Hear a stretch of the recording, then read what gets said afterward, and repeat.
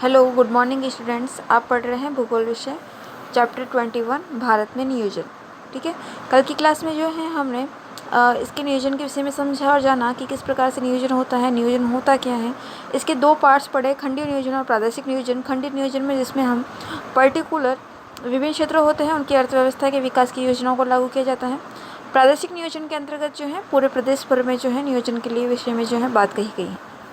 आज जो हम पढ़ने जा रहे हैं नियोजन के विषय में वह है आपका योजना आयोग। ठीक है, योजना आयोग को हम पढ़ने जा रहे हैं। योजना आयोग के अंतर्गत जो है सबसे पहले तो योजना आयोग जो है आपकी योजना आयोग लागू कब हुई थी। योजना आयोग आपका इम्पोर्टेंट रहता है। सबसे पहले आपको ये ध्यान रखना है कि योजना आयोग किस वर्ष में हुई। इसमें सन जो है आपका इम्पोर्टेंट है, तो आपको ध्यान रखना है कि योजना आयोग का टाइम पीरियड क्या रहता है, 15 मार्च 1950 को। ठीक है, तो भारत सरकार ने के एक प्रस्ताव द्वारा योजना आयोग का क्या किया है, गठन किया। एक प्रस्ताव पारित होता है, उसके बाद में योजना आयोग का गठन किया। फिर आपकी ध्यान रखने वाली बात नेक्स्ट क्या है कि यह एक सलाहकार एवं वैधानिक संस्था है। कैसी संस्था है यह?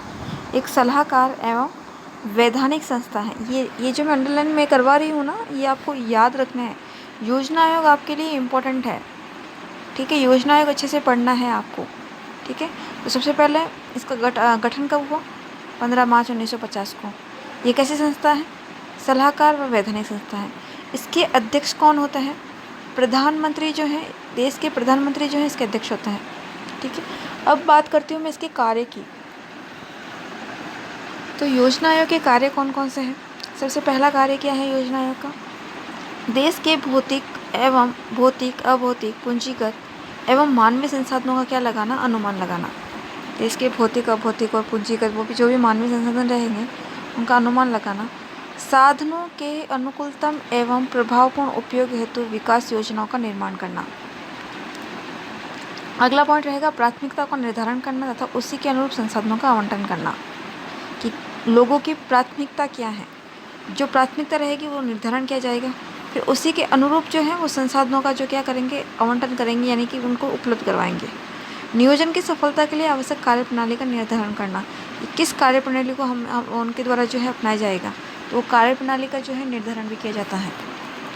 ठीक है, आगे देखिए, सरकार को आर्थिक विकास की बाधाओं से अवगत कराना, कि सरकार को जो है किस किस प्रकार के आर्थिक विकास में कौन कौन सी बाधाएं आ रही हैं, वो भी उनको जो है अवगत कराना, उनसे बताना कि इस प्रकार की जो है सरकार में आर्थिक विकास के क्षेत्र में इस प्रकार की बाधाएं आ रही हैं।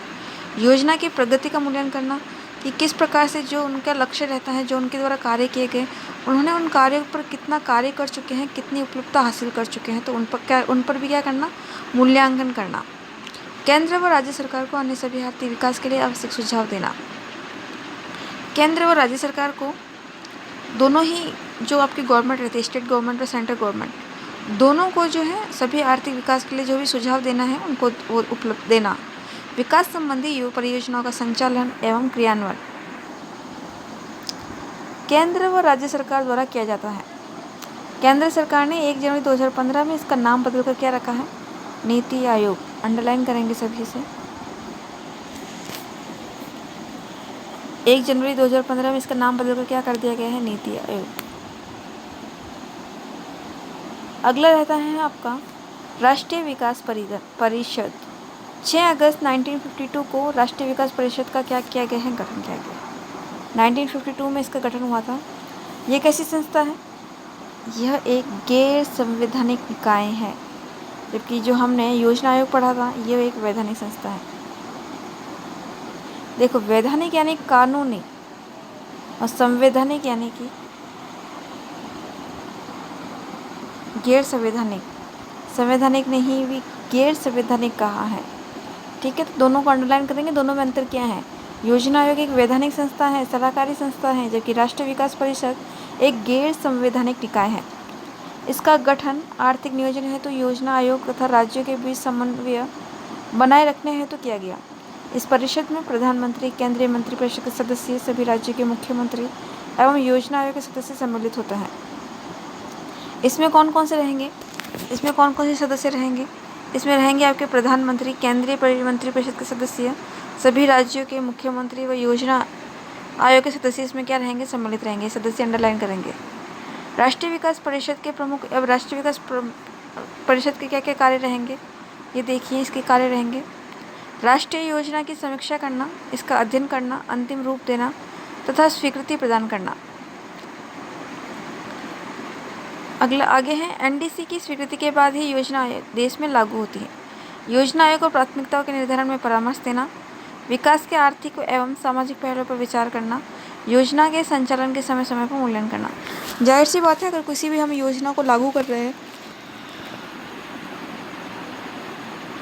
अगर हमारे द्वारा किसी भी योजना को अगर लागू किया जा रहा है तो उसका मूल्यांकन भी करेंगे, उसका परामर्श भी लेंगे, क्या क्या इसकी प्राथमिकता है, कौन कौन सी योजनाएं लागू करनी है, उनके विकास में किस प्रकार की बाधाएं आ रही है, कौन कौन से पहलू हैं आर्थिक सामाजिक जिन पर हमें कार्य करना है, तो सारे हम देखेंगे तभी तो हम उस पर कार्य करें। सबसे पहले क्या होता है कि हमारे द्वारा ये देखा जाता है, हमारे द्वारा एक्चुअल में राष्ट्रीय विकास परिषद के द्वारा, तो राष्ट्रीय विकास परिषद पहले क्या करेगी, सर्वे करेगी और देखेगी कहाँ पर किस लोगों को किस चीज़ की आवश्यकता है, कहाँ पर किस प्रकार की कठिनाई आ रही है, तो उस प्रकार की जांच पड़ताल की जाती है, उस पर कार्य किया जाता है।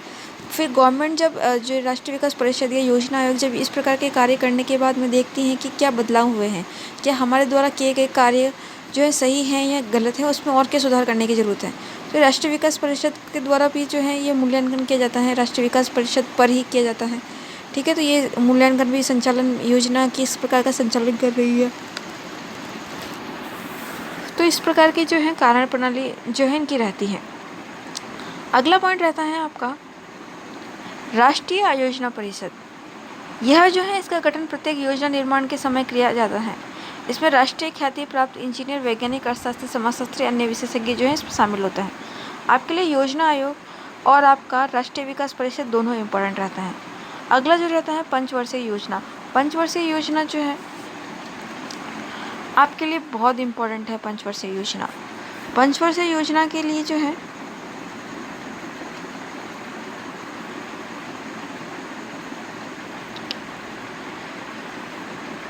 मैं आपको आज की क्लास में जो है पंचवर्षीय योजना को हम शुरू कर देते हैं। बाकी के जो प्रथम पंचवर्षीय योजना से जो है हम इसके बारे में थोड़ा थोड़ा समझ लेते हैं कि एक्चुअल में पंचवर्षीय योजना है क्या। जब हम योजना की बात कर रहे हैं, मैंने आपको अभी भी पता है, इसको थोड़ा समझ देती हूँ मैं, बाकी स्टार्ट हम कल की क्लास में करेंगे।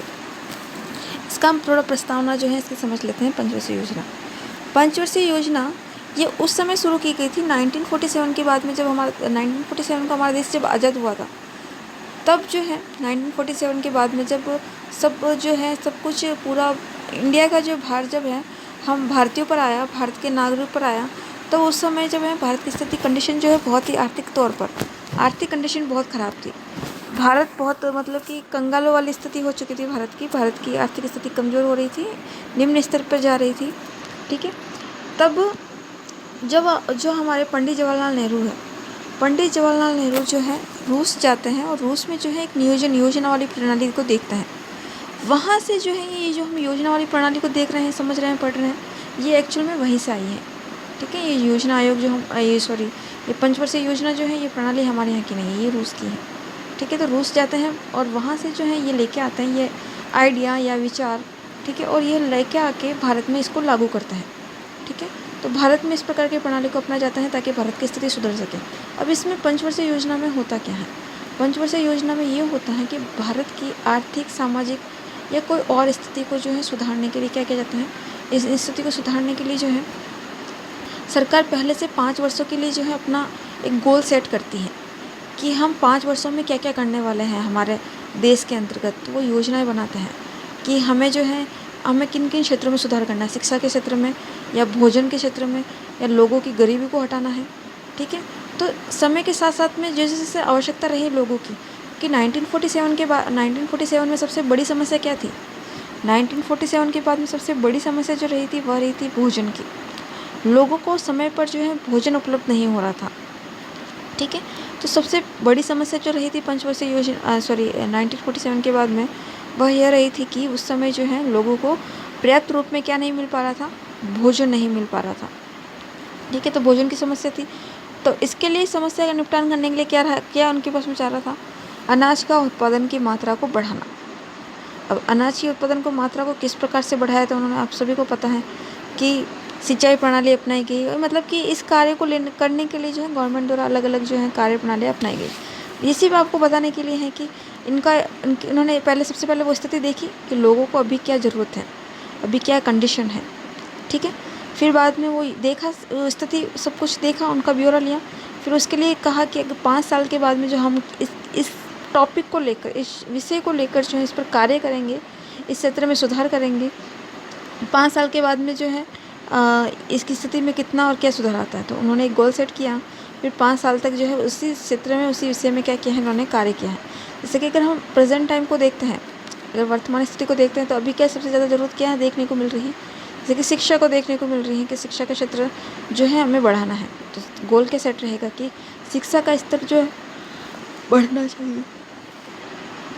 तो इस प्रकार से जो है गवर्नमेंट द्वारा 5 वर्ष की योजना जो है, हर 5 वर्ष के दौरान जो है अलग अलग गोल सेट जो है उन्होंने कर रखे थे। जैसे कि जब हमारे भारत में उद्योग नहीं थे, तो औद्योगिक क्षेत्र को बढ़ावा देने के लिए, लघु उद्योग को बढ़ाने के लिए गोल सेट किया।